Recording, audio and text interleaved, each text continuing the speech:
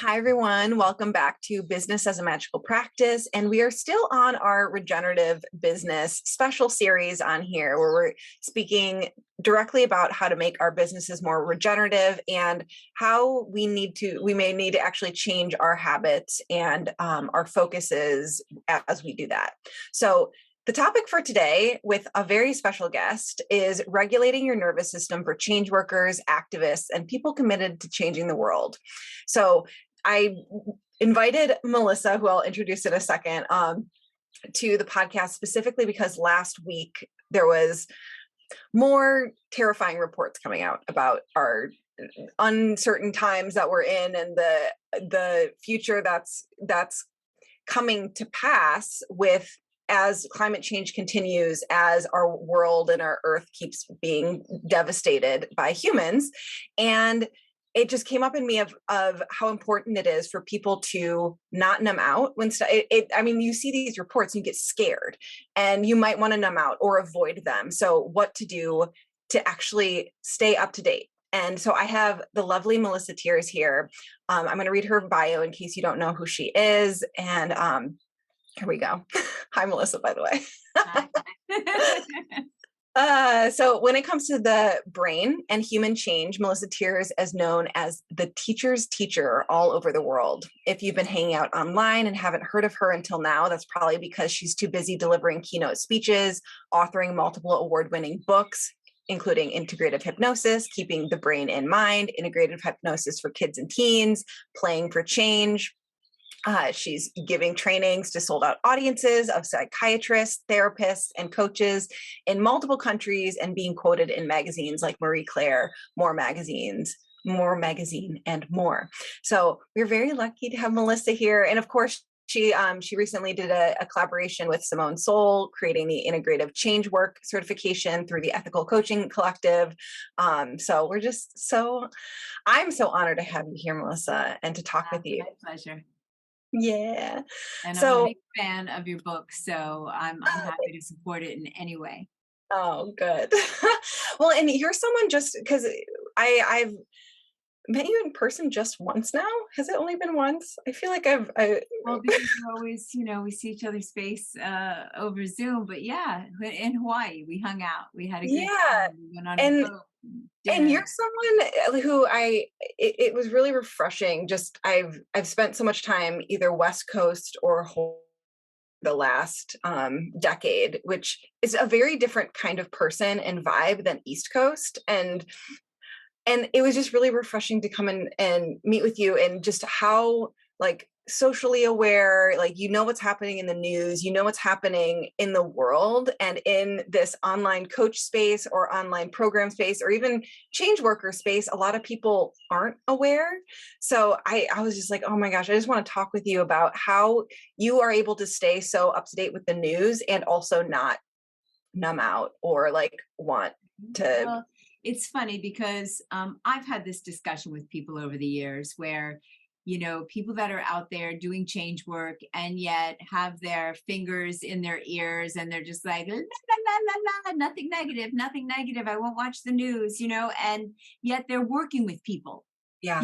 and most people have a certain level of awareness and have to deal with what's going on around them, and yet you're dealing with just think positive thoughts, and things like that, and the world is burning. So how do we kind of stay sane? For me personally, I'm really good at focusing on what I can do, right? Kind of widening out whenever I start to go into that tunnel. One of the techniques we'll talk about here just allows me to press the pause button before I start to spiral down, because we're all human. We listen to these reports. We see the air quality. I'm in New York City, and a week ago, we could not go outside. It was like, there is a threat here. Do not open your windows. Do not go outside. And my entire apartment was orange.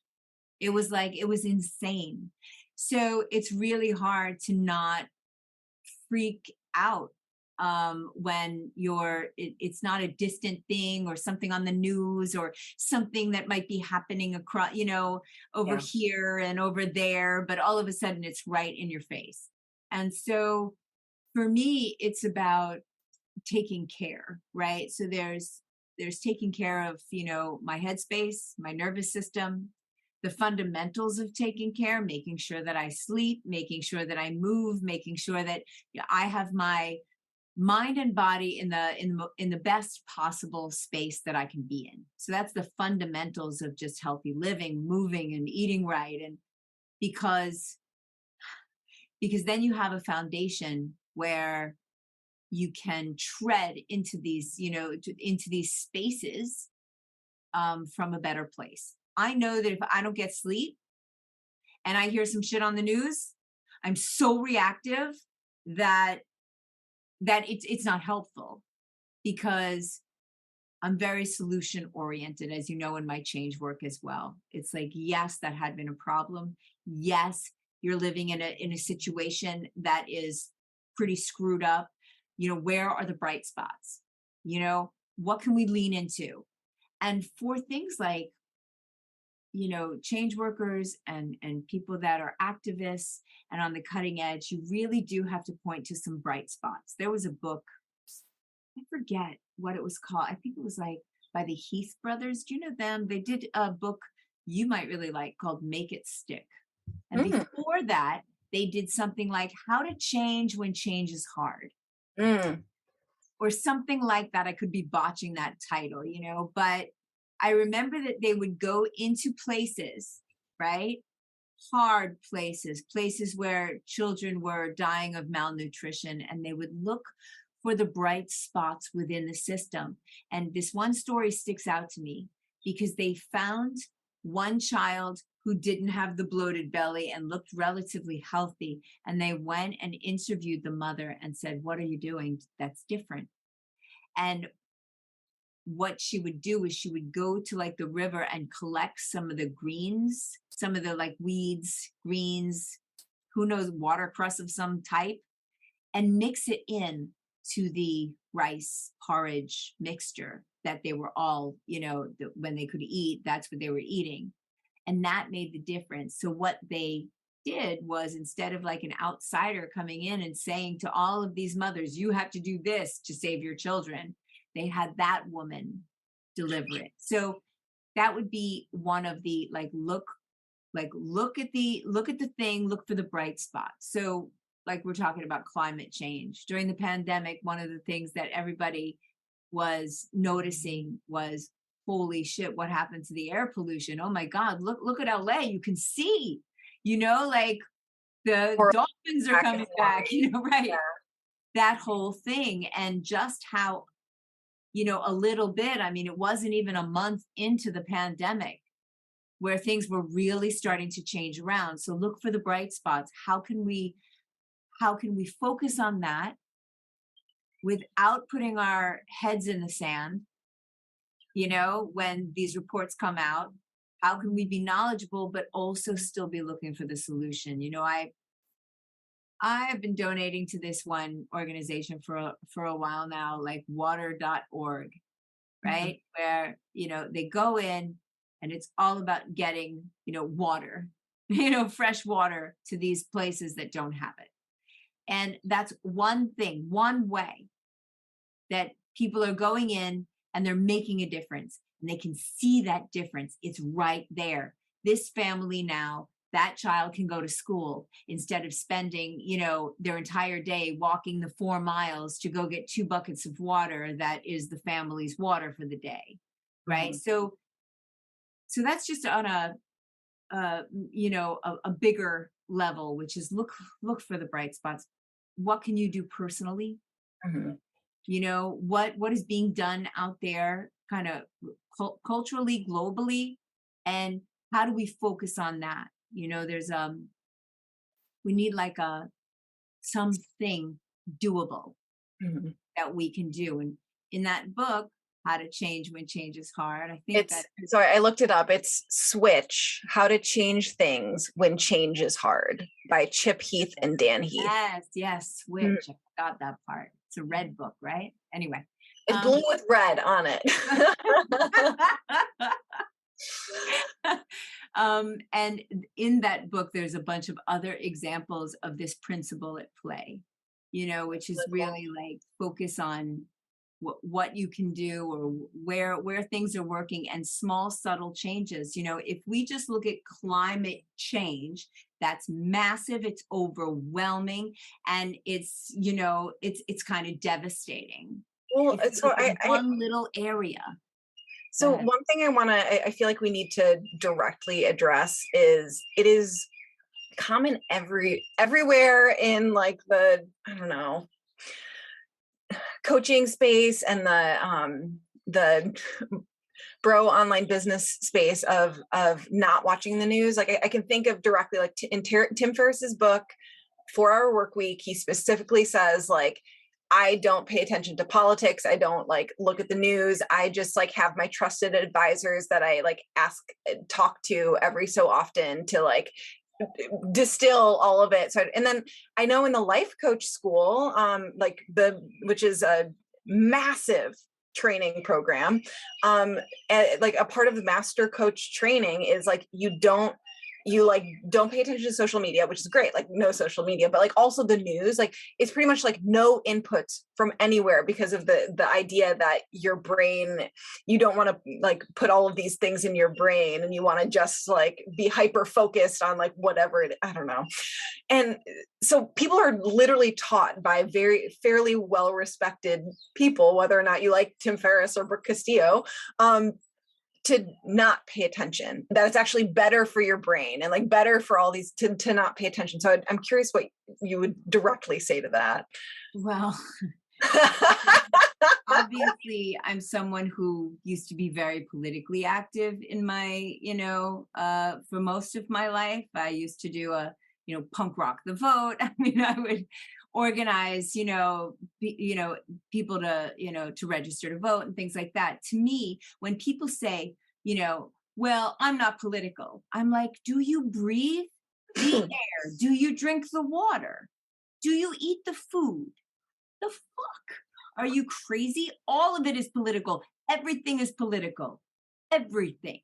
So to me, that just shows ignorance, right? That you can say that and think that you are not a part of this system, right? We are all a part of this system. We're herd animals. Now, you can ignore the news. I understand taking news breaks, right? Not having the news on 24/7. I get that. I understand probably better than most how unconscious priming works. I do get that, which is why there is attention, right? There's paying attention, there's directing attention, and then there is passively allowing that, barrage of stuff to throw your emotional system and your nervous system willy-nilly all over the place. So as I said, focusing on what can I do, focusing on, not this huge thing, but the little maneuvers that we can do. Me personally, me in my immediate environment, me in my building here in New York City, me on the block, and expand it out that way, right? What organizations are doing what, and how can I help, right? So I give money. Sometimes I'm writing postcards. So, like, what can I do as a citizen to move this, either the conversation forward, to bring it out, to talk about it? As you know, I'm pretty, open about what I think and feel about the current political system and things like that. I feel like it's my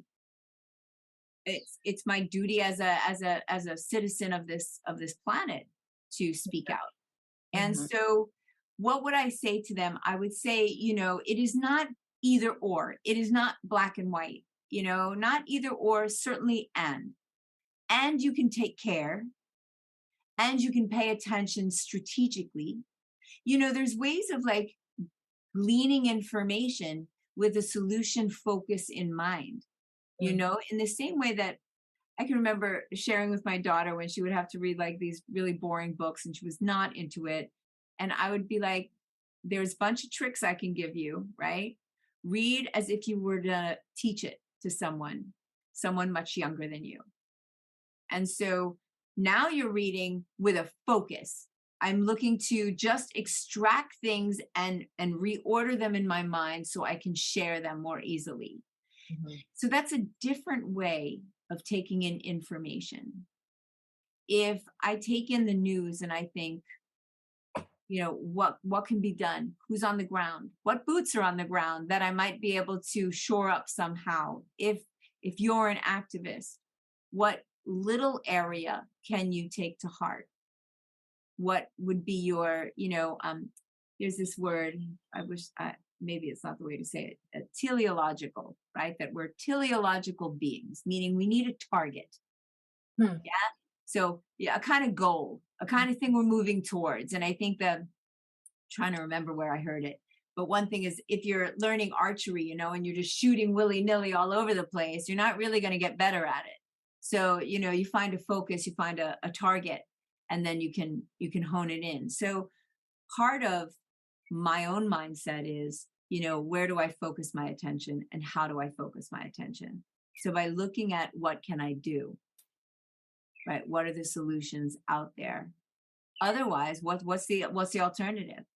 Just like hide and just never leave bed, just like pull the covers up and just be like, oh well, you know not Well, long it is very like fight, flight, freeze, right?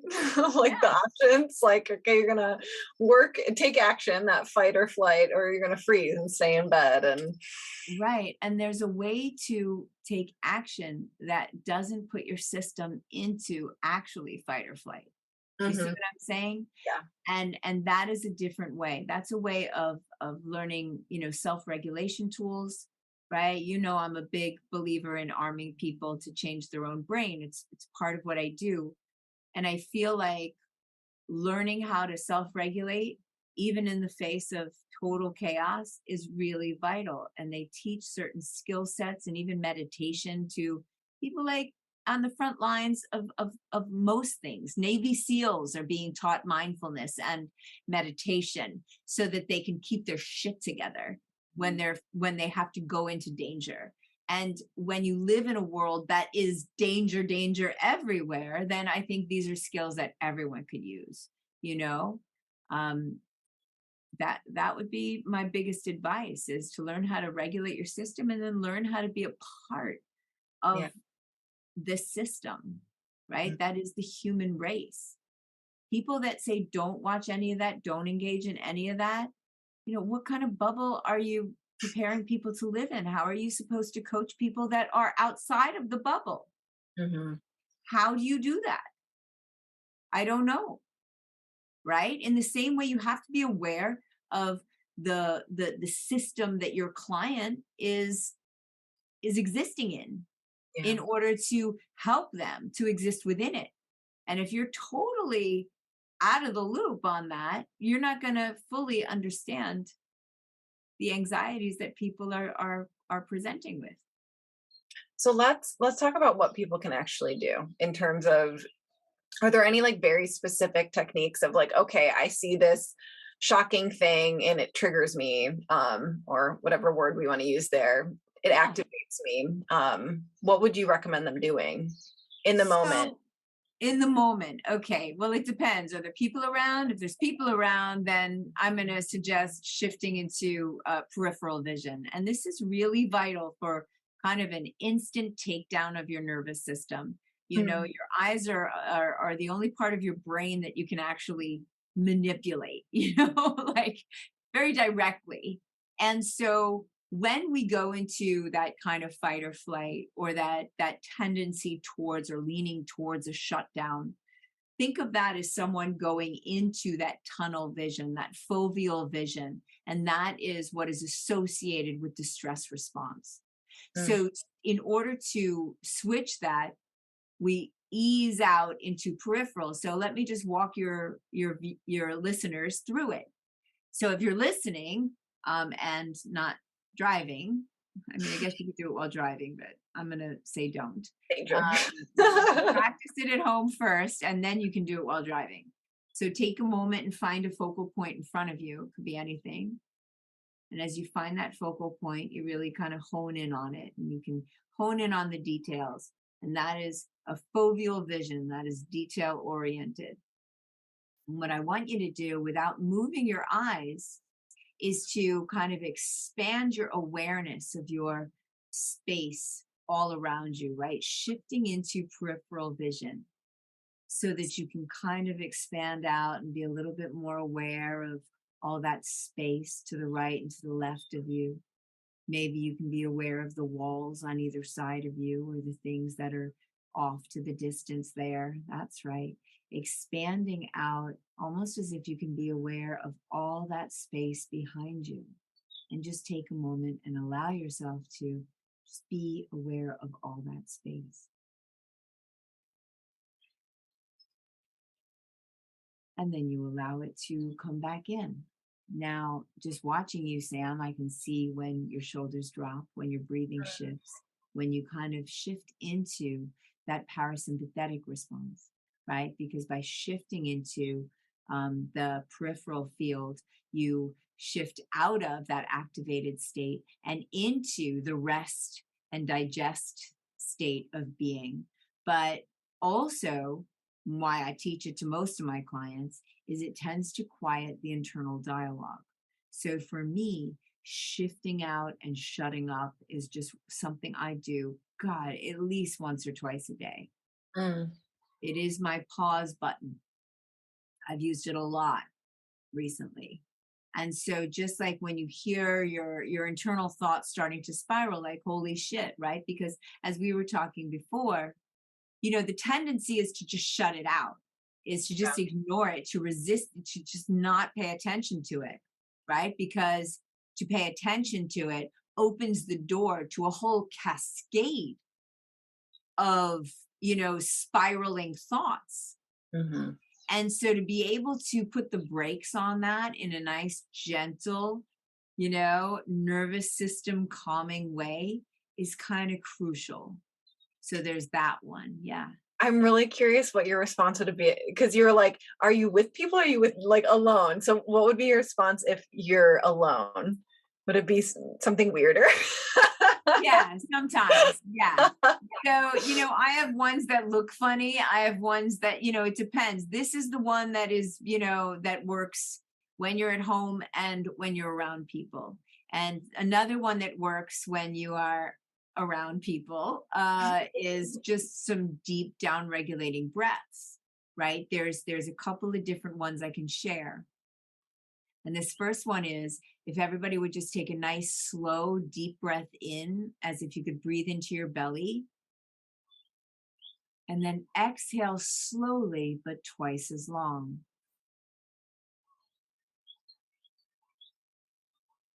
Take another one. And then again, exhaling slowly, twice as long. And then one more. And then exhale slowly, twice as long. You do 3 of those, and you're down regulating your nervous system through your vagus nerve, and everything just feels more doable and easier, right? How do you feel after that? I feel good. I felt good beforehand though. So it is one of those that, is just so simple that it gets overlooked, but breath work is one of the key ways to upregulate or downregulate the nervous system. There's one that's called a physiological sigh. Mm. And that's where you take a breath in, and then right at the top, you take another breath. Yeah, so it's 2, and then you do it again. Are there any pauses in there, or it's straight through? Yeah, not really. I'm sure there's different versions of that, but that one I believe it works on a slightly different nerve. Yeah, it feels kind of like heady. Yes, it's a phrenic nerve. And Andrew Huberman talks about that one a lot. It's our natural, almost animalistic thing that we do, whether we realize it or not, in order to calm down. Mm. So those would be the 2 breathing techniques that I would share here. And then The other one that you've seen me do countless times is just a very simple bilateral stimulation. And this is for people that are really activated, where even just shifting into peripheral vision just feels too far away. It's because it allows you to be active. Yeah. Mhm. So if, everyone listening would take something that they can pass back and forth, and the thing is, this isn't going to impress you much unless you start from an activated state. Yeah. But I don't want to tell everybody here to like think of the world burning, like we don't need to like do that. But just know that if you have this tool and you pull it out when I've watched it stop a panic attack dead in its tracks, an asthma attack dead in its tracks, Mm. like this one really works. I've worked with countless people over the years with anxiety disorders of all kinds and panic disorders. And this one really helps because it starts off active, right? And so if you would take a moment and then, I would say think of a little something, little something, so that you can feel a little bit of anxiety. And then as you take this thing, you start with your hands in front of you, because I realize people are listening and not watching. And then you're going to pass this thing back and forth. And what I'm The doing, item, like a yeah, physical the item. item, right? Mhm. Because I'm passing it back and forth where I'm making sure to cross the midline of my body, which goes right down the center of my body, so that what you're doing is you're stimulating both hemispheres of the brain, right? You're stimulating right brain, left brain, right brain, left brain. And yes, Could you just go for a walk? Would that do the same thing? you could go for a walk if you're swinging your arms right and left, but this is Okay. more immediate. This will Mhm. get you there in about a minute, right? Mhm. And I mean, you know me, I think everybody should go for a walk. But certainly in the moment that you need it, you do this and you'll calm yourself enough where you can then find your sneakers and go for a nice walk outside. But Mhm. this quick trick really does wonders. And so, again, this is for how do I regulate my nervous system? Mhm. And those are three different ways that you can stop. It's basically about stopping the downward spiral. Mhm. Once you're hearing some of the news, you're reading some of the reports, you're looking out at the air quality, you're looking out at the fires burning, you're looking at the ice, the ice melting. So in any of this stuff, you're going to get triggered, and you want to have ways to self-regulate. I definitely think that everybody should have some type of practice that allows them at least 5 minutes of, if not full on meditation, some type of self hypnotic technique, so that people can begin to really create the best, most optimum state for their brain to be in, to be less reactive. That's one Mm. of the beautiful things about meditation in the brain, is the brain gets less reactive. The limbic system gets calmer in general.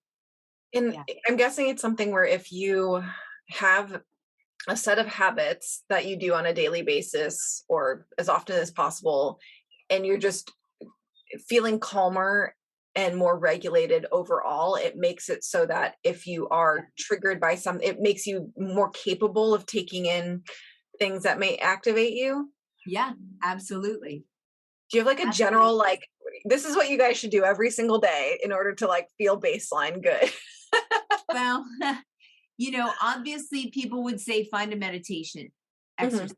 Now, I was never good at meditating. I'm really good at self hypnosis because it takes a few minutes, Mhm. right? And in a few minutes, I can get into that deep state of rest, Mhm. where I can then kind of clear the canvas a little bit. Um, but find something. There's so many things out there. There's apps out there. Find Do you go in the something that you. how in your book, in the integrative hypnosis book of like how to self-hypnotize? Yes, yes. The self Okay. hypnosis template is in that little book. Yeah, And I mean, absolutely. like, obviously your entire training, but I'm like, for people who want to like listen to this today and they want to learn something, they can get your integrative hypnosis book. Sure. And, and all these techniques, by the way, are available on YouTube. I have like Change in a New York Minute series where you can Oh, see cool. these in action, on Instagram as well. Uh-huh. And so that you can actually see how these techniques are done, and then how you can use them if you wanted to change bigger, habituated patterns in the brain. I'm wondering, I'm pretty sure I have the self-hypnosis template up on YouTube as well I'm somewhere. looking it up. I don't know if it's called that, but I definitely should have that. There's Melissa Tears on integrative self-hypnosis techniques. Really? Quick hand drop, instant induction. Oh, but those are not self driven. Those are, and that's an old one. I don't do that. Helen Hansel was able to win any competition. My YouTube started playing because I was curious what this Melissa Tears on integrative self-hypnosis techniques was.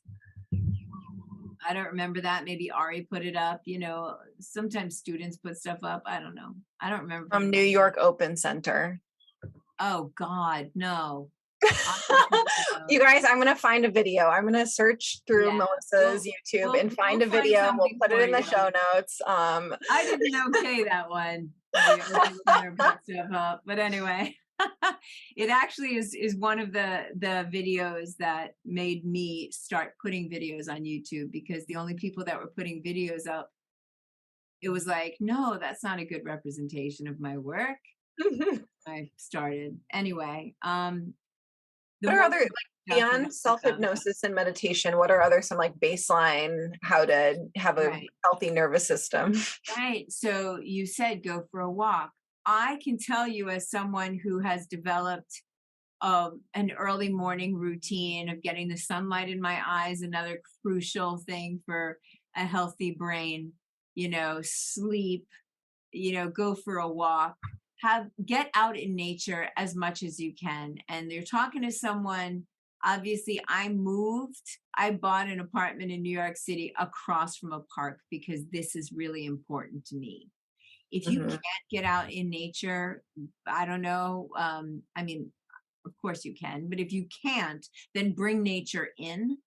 Research indicates just by bringing in some plants that you're boosting your interleukins, you're calming your nervous system, but definitely add movement to your life, and to me, my little morning walking meditation is where I am the most creative.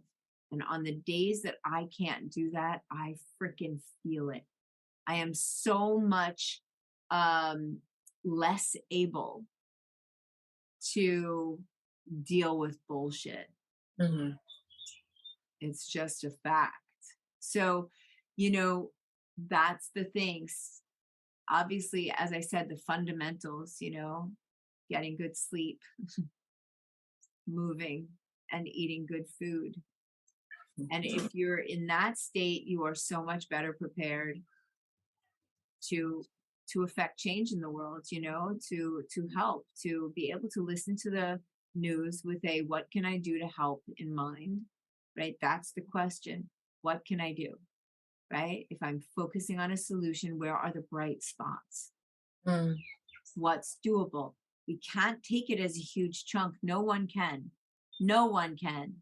So, people, pick your little spot, pick your little plot of land that you can, make change in, because otherwise it's too big. And our human nature is to just recoil from something that is too overwhelming. So where can you affect change here? Like, I think when you say, oh, well, you have to change your diet, that's too big. But if you say, here, eat this, right? Eat this dark leafy greens just at least once a day. Can you do that? And then make just that one little change is going to make a big difference to someone's health, right? So you got to give small, doable, bite-sized pieces, whether that's to others or whether that's to yourself. What can I do, right?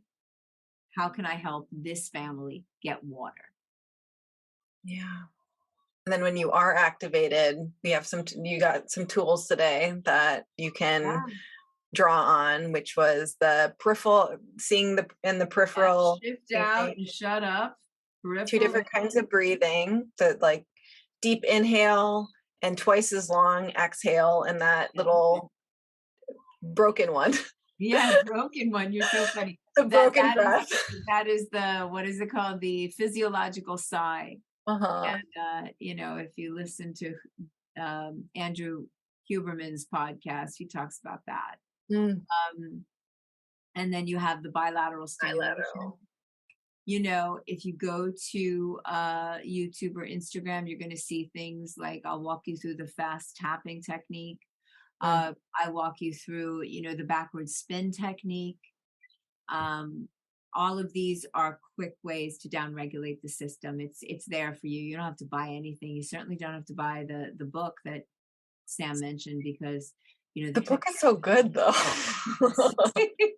Well, the techniques are there on YouTube for free. Yeah, no, I just found one of the Melissa, and it's just Melissa Tears. That's the name of her YouTube channel, and it's Change in a New York Minute, and it's literally 1 minute and 1 second long. So yeah, right. I tried to keep them all to a minute just to go with the series, you know. And it was a really good exercise to sharpen my skill, like, because you know. You mean you were preparing yourself to make Instagram reels? Is that what you're telling me?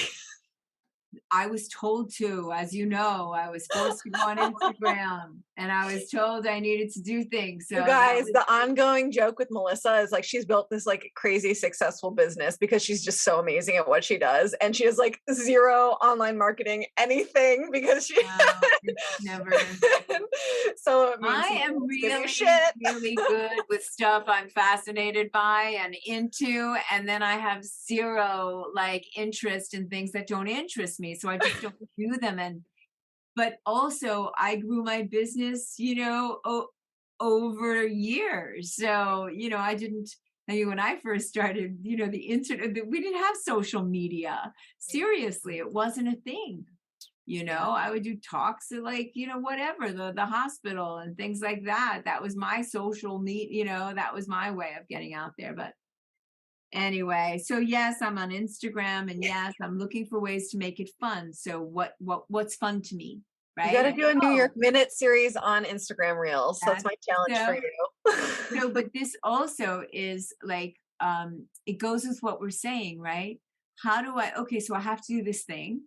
I was tasked to do this thing, to get on Instagram and engage. I looked at what was going on there and thought, okay, this would be a good place. I've always said I was going to do Change in a New York Minute. Now I'll actually make it a minute, right? And it became a fun challenge, right? Can I get this out, get it across, actually teach it, and keep it under a minute? And that was fun, you know? So then I was going to start another series, just like fix your shit.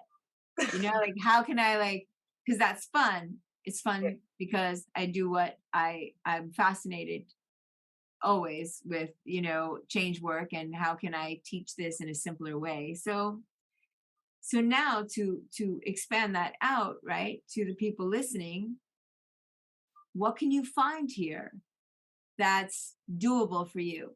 That how can you make it interesting rather than because I have found that one superpower that I call upon every day is curiosity. And if you can get people who are at the front lines of this thing, who are working to really save the planet, I would encourage you to get, you know, curious, because in curiosity, you can't have fear. Like when you're curious, you're not anxious. When you're curious, you're moving forward, you're leaning in. When you're curious, your brain is in a better state to find solutions. So for me, the first question is always it's a question, and it makes me curious. What can I do here? You know, where's a bright spot here? So that to me is one of the bigger solution-oriented things. Get curious. How can I help? And then bite-sized pieces. Break it down. You're not gonna fix climate change. It's too big. But what is some little area where you can make a difference, right? One little area. How can you get curious enough if you're someone who influences others? How can you share one little thing they can do that's doable for everybody, right? Change your light bulbs. You know what I mean? See how fast you can shower, challenge yourself. Anyway, and people are getting into this cold shower, cold bath thing. I'm sure that helps too. It's supposed to be good for you. I know, I'm not into it. But I can shower quickly, Mhm. and save water. So that's, you look for ways like that, and then you feel like you're a part of the solution. Yeah. That's gotta be the way. And also, like, how cool would it be if like people actually spent like an hour less a day on social media and instead like just did some deep thinking around like how can I be a part of the solution? Like, Yeah, and that's how right. what a fun curiosity inducing practice to do instead. And That you would be know what I would fulfilling. suggest? There's again, I don't remember where I read it or whatever. But if you start the day, right? You start the day and make that the hour where you are not going on social media, then you start the day creative instead of reactive, which is the Mm. same letters. I forget where I heard that, but it's Oh, I didn't know that. I love that. true. And what happens is you get where you're really fresh, right? And for me, it's a walk. It's a Mhm. walk where I am absolutely creative. That is where, I'll go for a walk and I will throw ideas back and forth with Simone, right? When we were developing the training. Mhm. It always happened on my walk, Mm. right? It's like, okay, as I walk, I'm jump starting my brain.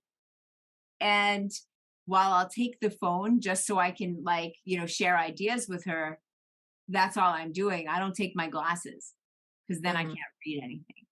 Oh, it's funny. So I never take my glasses on my walk because you get notifications, and I don't want to, be in the woods and take my glasses out to read the notifications. So Mhm. that's my way of, starting the day creative. The only reason I would take a walk in the morning is because my dogs like will scratch my face. Right. It's funny because I need to go for my walk without the dog because the dog annoys me Mhm. because he just wants to sniff and stop and meander and pull in a different direction. And I can't do the kind of meditative walk. Yeah. So I'll go for a walk, come back, then walk the dog. Yeah. I'm in a situation right now where I can just take them off leash because there's no one around. And it'll eventually change when people start purchasing land and living there. But right now it's just like such like a treat. For you. It's so Yeah. good. Wow. Anyways, okay. That was a little off topic, but thanks guys for Not really, listening. though. It wasn't I off topic because it still is, how do we keep ourselves sane in an yeah. insane world? And these are things, these are little habits that make all the difference to how I can, show up, how I Mhm. can show up and deal and hold space for someone who's in a lot of pain, how I can show up and listen to the news and Mhm. think about being part of the solution. And very quickly, I've been hanging out with my friend Margot, thinking about, solution oriented things. How do we deal with the kind of systemic unconscious biases and things like that? And one of the ways is, look for solutions. Mhm. So that's what we've been doing all week because she was here. Mm. So that's the thing. Get curious, lean into the solution, and because otherwise, too much. Too much. Too Well, much. thank you so much for being here, Melissa. This was such a treat Of course. and such a good I love chatting conversation. with you, honey. So I'm happy to be here. And we'll put all of Melissa's links in the show notes. She's doing a really cool live workshop with Simone Soul on July 13th. We'll link to that in the show notes too, if you want to learn. That's going to be in the addiction protocol, right? Yeah, it's basically, and it could be addiction to social media. It could be addiction to the news. It could be addiction to anything. It's really, kind of. Is it like, could it be like an addiction to a certain emotion? Yes, because That's interesting. drug. Yeah. Yeah. Emotions are drugs.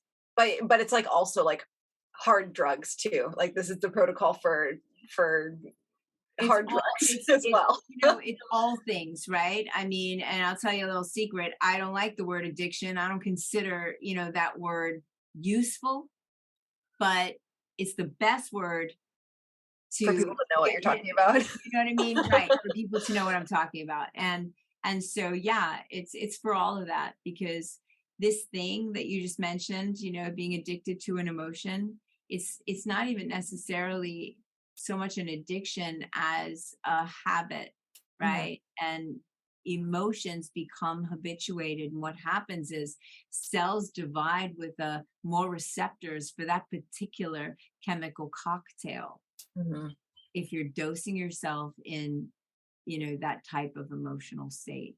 So that's why you have people and you say, oh, they're such a drama queen. What does that actually mean, right? It means there's a certain emotional kind of chaos that they've gotten habituated to, that they've gotten used to. And so their body craves it, right? You've heard of adrenaline junkies. Their body craves it, right? And we're setting up that kind of loop that inside and outside. It seems very like it could even be like attached to identities of like, oh, that person's like such a Debbie Downer, or like, oh, it's always criticizing everything, like that kind of stuff. I could imagine that being anything felt with repetition, creates a habituated pattern. And if it's felt with such consistency, it kind of starts to feel like an aspect of personality.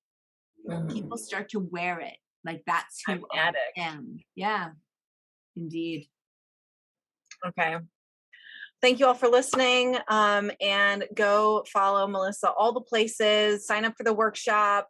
If you love her, like she has a upcoming coaching certification program in September as well, that is going to be open to sign up all through June, July, and August. So check that out too.